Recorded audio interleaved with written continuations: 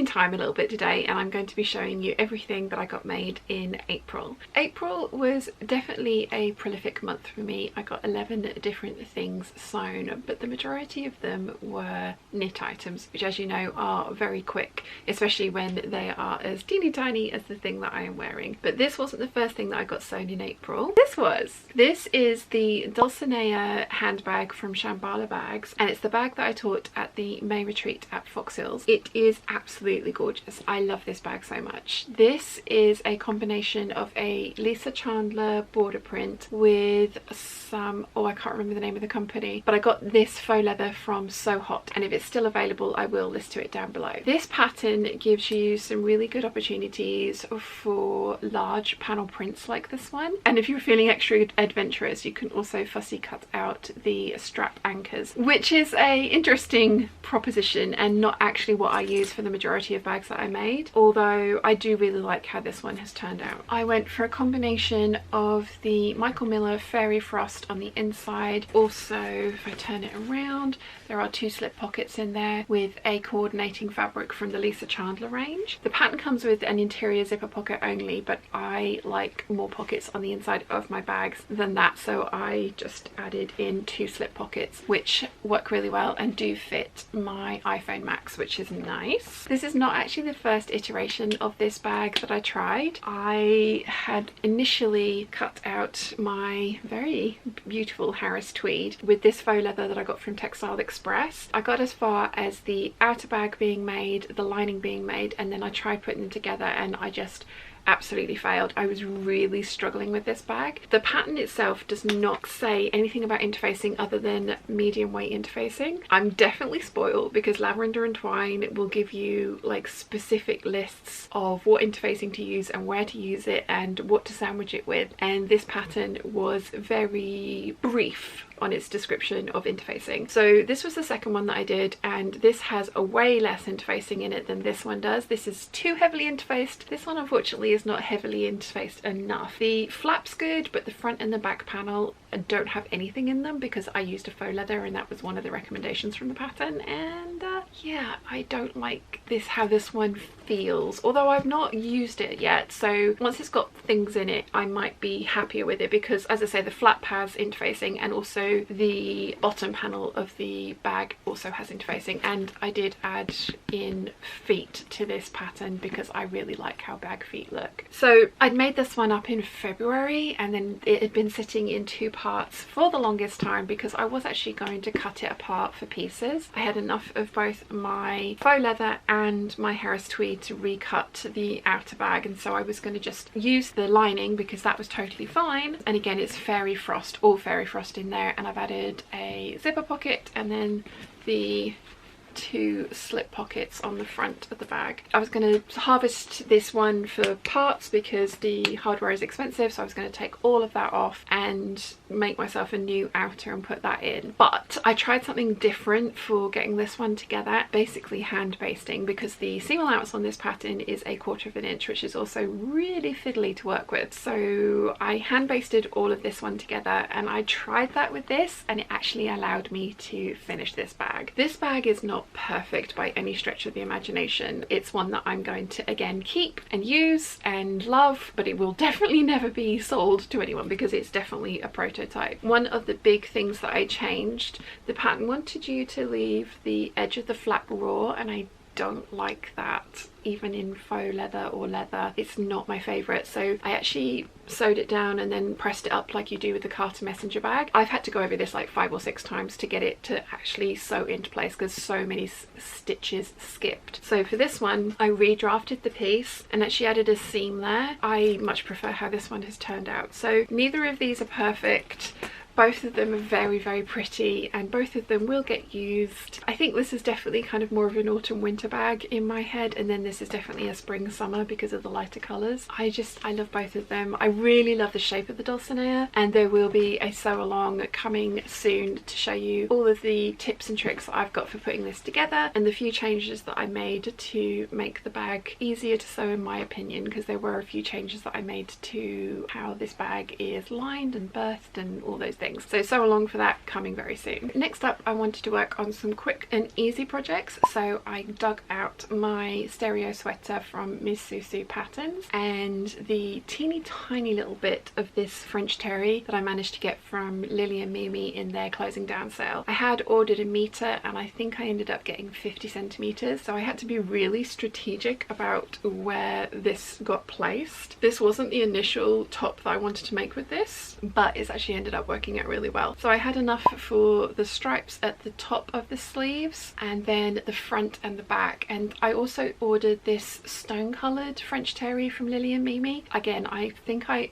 purposefully ordered 50 centimeters of that one. In my head, for some reason, that was going to be able to make me two like trims for two jumpers. It did not, but it did give me enough for the neckline and the lower sleeves of this. And then this is the tan ponte that I got from the fabric room. They still have this in stock, so I will list it down below. The last time I made this sweater, it was my labyrinth panel, and I really love how that jumper turned out, but I didn't like how baggy it was at the bottom. So for this one, I actually put in some elastic. I didn't change the size of the bottom panel and stretch it to fit the bodice of the jumper. I left the waistband the same size that it was previously, but I just installed 2-inch wide elastic in there, and it's not super tight. It's my waist plus 1 inch, so it does just cinch it in a little bit, but it's not like really super uncomfortably tight. I really like how this looks, to the point where I think I'm going to go back on my labyrinth jumper and unpick some overlockings. That's how much I don't you know, I don't like that one and do like this finished version. Yeah, unpick some overlocking, put some elastic into that one and finish it back up again. This was a really fun one to do, and trying to work out what the best print placement for or colour blocking for all the different pieces was going to be was interesting. I really like how this has turned out, and I will be making more of these in the future, 100%. This is the McCalls 8145, which there is a sew along for up here. I did get a comment just saying this is a sew along and you're not showing any of the sewing. I didn't show any of the sewing for the straight lines because I genuinely don't think you need me to show you how to sew a straight line. I do show you which bit to put together, but I don't think me showing you me sewing a straight line is helpful. The bit that I did show you the sewing of in the sew along was putting on the waistband, because I have a technique to make sure that it's evenly spaced and it doesn't pucker or bunch up in one particular spot. So I do show you the sewing part for that,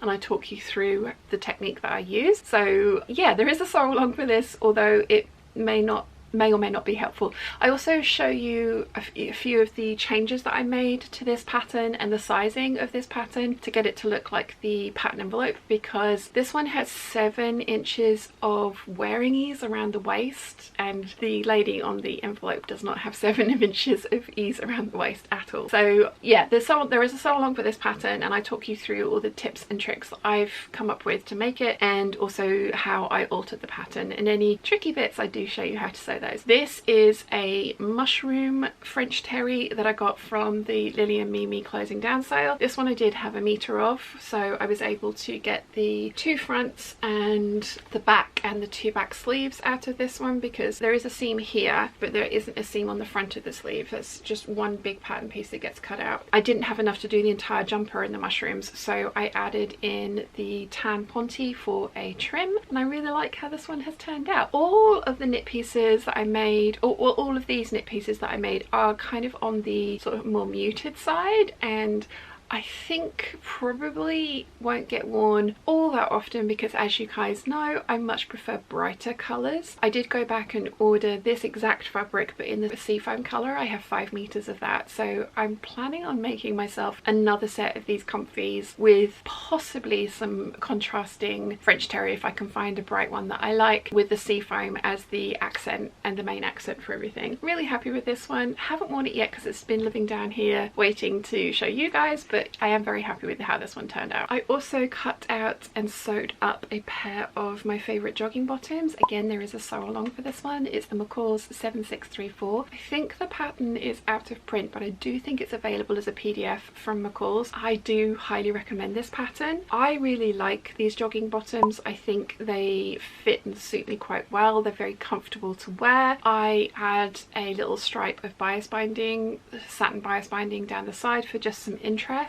As I say, I've got these Sewn Ponte, so I'm planning on making another pair of these in that colourway, probably with rainbow bias binding down the sides, because I think that will be really bright and pretty. I love how these have turned out. Again, I've not worn them yet because they've been living down here waiting to show you guys, but they are going to get put into rotation quite frequently. I have 4 pairs of these now. 3 of those pairs are very pilled and bubbled because they get worn and washed so often, so it is nice to have some new ones that look very nice and fresh. They will get pilled and bubbly because that is just the nature of this fabric. This fabric's not particularly expensive, but I did use some very expensive French terry on one of those pairs and exactly the same thing happened. They pilled and bubbled almost immediately. So I think it's just kind of the rubbing and the wear and tear that gets put onto these trousers when they get worn. I love them. They're comfy. I really feel put together when I wear this with one of my t-shirts or jumpers. So yeah, very happy with how these have turned out. So I got those 3 pieces sewn in one day and I was feeling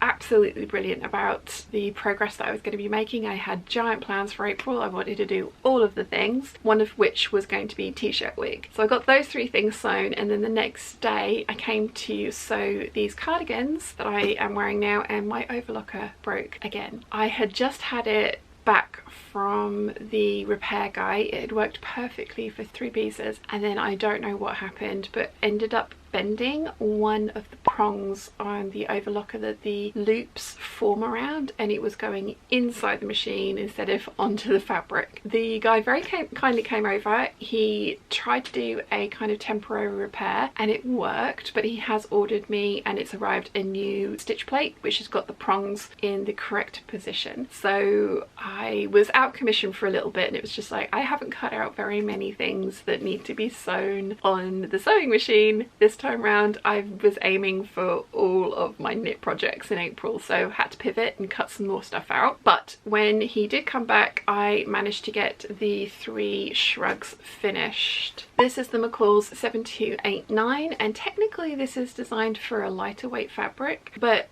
I have tweaked the pattern a little bit. The fold back that goes around here is actually supposed to be twice as big as this and then get folded back on itself like the cuffs have been, but with super thick fabrics like this one, which is a waffle knit that I got from Pound Fabrics, and again it is still available, so I will link to it down below, that would just be way too bulky. Again, ask me how I know. This is the same pattern as the shrug that you saw in the capsule collection, and that one does have the double lined, so this has actually been turned back. There's meant to be pleats that go in at the top and the bottom, but this fabric's way too thick for that, so I ended up just turning it back and stitching it down the whole way around, and that works out really well. But I just thought, well, you know what, for expensive fabric like this I don't need to do that, so I will just half the pattern piece, which is what I did, and I really like how these have turned out. I've made 3 of them, so I've got the sage green, which does kind of come up grey on camera, but I promise it's sage green, the sky blue that I'm wearing, and then this bright yellow one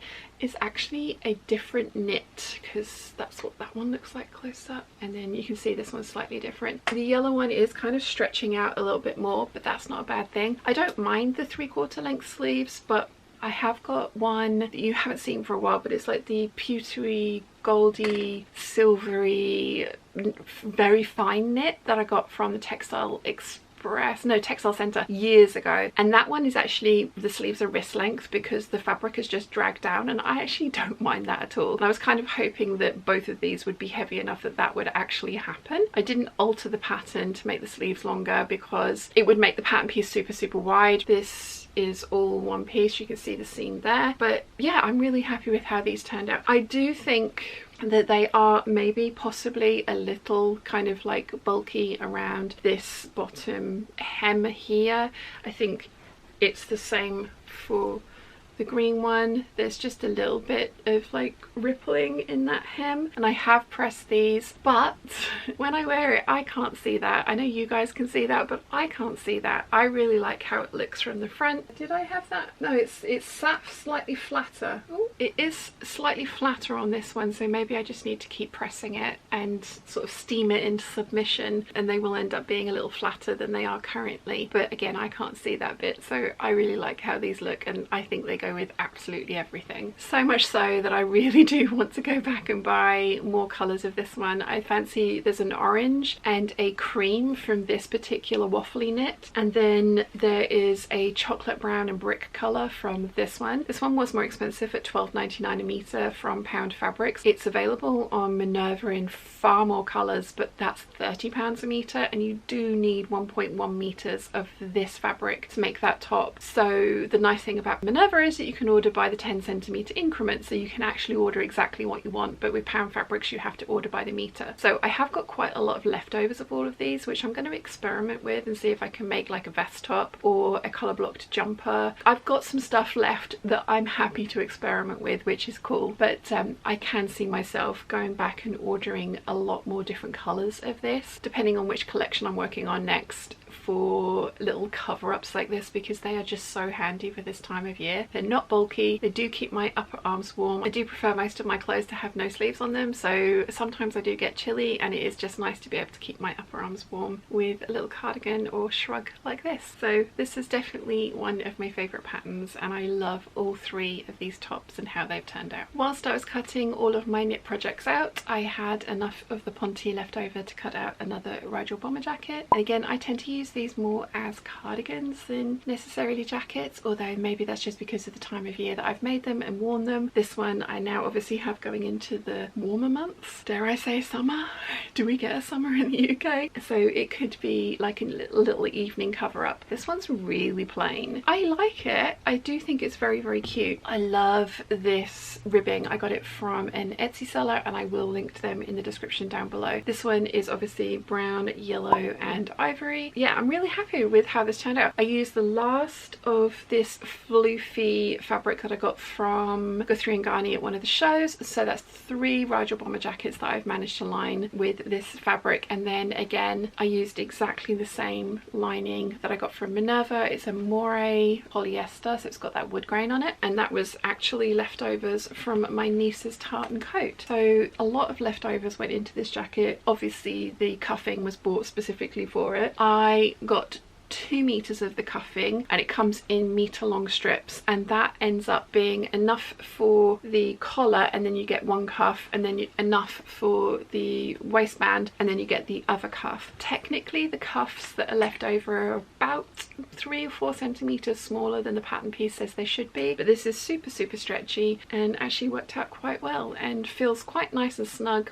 Goes over my hand, works really well, and means that I don't have to buy another meter of cuffing that I'll end up with a random amount left over. So 2 meters for me for this particular jacket works really well, and I have done a full sew along with this jacket showing you how to fully line it, because it is an unlined pattern, but we all know me, I much prefer a full lining. Really happy with this. Again, not worn it yet because it's been living down here, but I will very soon. So when I got all of those things done, I then realised that I needed to make something for the gala dinner and my birthday party at the sewing retreat. So I cut out a Vogue 9887, which you'll be seeing in a second, and I had enough left over to cut out one of the little Gertie shirts. This is the 5895 pattern, which is out of print, but if you can find a copy of it, I highly recommend. I've made a bunch of these and I do wear them quite frequently. It's a little tie front shirt with grown on sleeves and kind of like a grown on collar. This one does have a facing. I don't mind it having a facing. I've actually faced my facing on this one, which there is a full video for here if you would like to do that technique. I'm planning on doing a facing finishes video very soon, and then I'm going to be doing a but I don't like facing, so here's how you line everything video to follow up with that one. I love how this turned out, and I really like that I can wear this over the dress and have it look very different, because the dress is very boobtastic. We do know that I like a boobtastic dress. Wearing this over the top just gives it a different look. And then also obviously I can wear this with my other separates. I've been making lots of skirts. I love making skirts. I don't wear them overly often, but I think that's because I very rarely make tops to go with them, and I've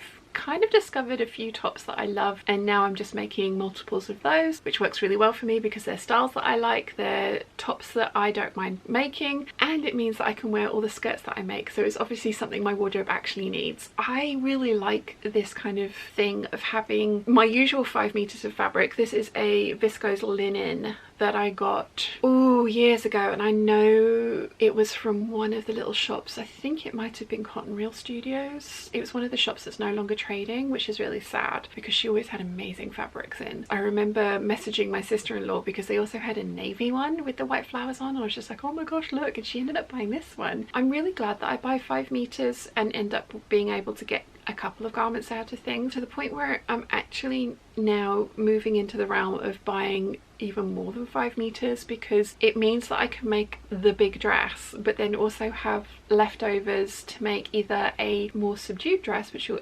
seeing coming next month, or tops, or a top and a skirt, or you know, separates and a dress. I get fabric paralysis a lot, where I will buy X amount of fabric and then I just be like, I can't cut into this because I don't want to make the wrong thing from it. But if I love a fabric that much and I end up buying, let's say 6 meters, which is something that's happened, and I will have ended up getting 3 things from it, I love that, because it means that even if one of them's a fail, the other 2 are a win. And I know that is a lovely position to be in, to be able to buy 6, 7, 8 meters of fabric, because fabric is not cheap. So for me, it's just meant that I've bought less prints, but I've bought more of them so that I can do multiple things with them, and I just love how that's turned out. And it also gives me multiple options, which really does make me very happy when I'm getting dressed. So this is the little shirt, and then the last thing that I made in April is the Vogue 9887, which there is a sew along for. I will add the link up here and also in the description down below. Also, as you can see, made a couple of scrunchies. I have been on top of my scrunchie game because I always cut scrunchies out, but I still have a giant box from a couple of years ago of ones that I didn't make as I was making the thing that went with them. Yeah, it's just ended up in this giant pile of, now I've got to go and do all the scrunchies. Whereas making them at the same time as I make the item of clothing has just actually worked out really well. Shocking, I know. You'd think that my brain would just be like, that's what you need to do, but no. We all know my brain is weird. I absolutely love this dress. I, as I say, wore it for my gala dinner birthday party, so it has had an outing. Because of the fabric, which